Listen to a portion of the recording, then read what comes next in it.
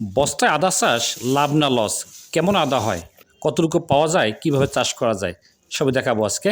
কথা বলছি এই বছরের বস্তায় আদার ফলন নিয়ে। হ্যাঁ, বস্তা লাগানো ছিল আদা আমার 10টি বস্তা। এখন আমি এক এক করে তুলবো। দেখুন বস্তাগুলো আদা কেমন হয় দেখাচ্ছি, সঙ্গে থাকুন।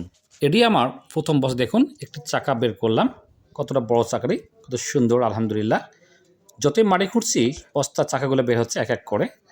হাঁটতে যেমন অনেকটা ভালো লাগা কাজ করতেছে যে আমার আদা, আমার চাষ করা আদা, এবং তাও সেটা বস্তায়। দেখুন কত বড় একটি চাকা। এটি হচ্ছে আমার এক বস্তার প্রথম ফলন। দেখুন আদাগুলো কত বড় হয়েছে আমাদের একটি বস্তা থেকে। আপনারা না থাকলে অবশ্যই কমেন্ট করবেন কতটুকু আদা পেলেন। আমি হ্যাঁ করে তুললাম আদাগুলো, খেয়াল করুন। এটা হচ্ছে আমার একটি বস্তার আদা, প্রায় 900 থেকে 1000 গ্রাম, অর্থাৎ 1 কেজির মতো হবে। আরেকটি বস্তা তুলছি, একটি চাকা দেখুন কত হেলদি এবং পরিপূর্ণ চাকাটি। সত্যি অনেক ভালো লাগার বিষয়। আলহামদুলিল্লাহ না বলে যাবেন না, অবশ্যই কমেন্ট করে যাবেন। এখানে দেখুন মনে হয় আদাগুলো বের হচ্ছে না। আমি প্রত্যেক বস্তায় 3টি করে আদার চাকা লাগিয়েছিলাম।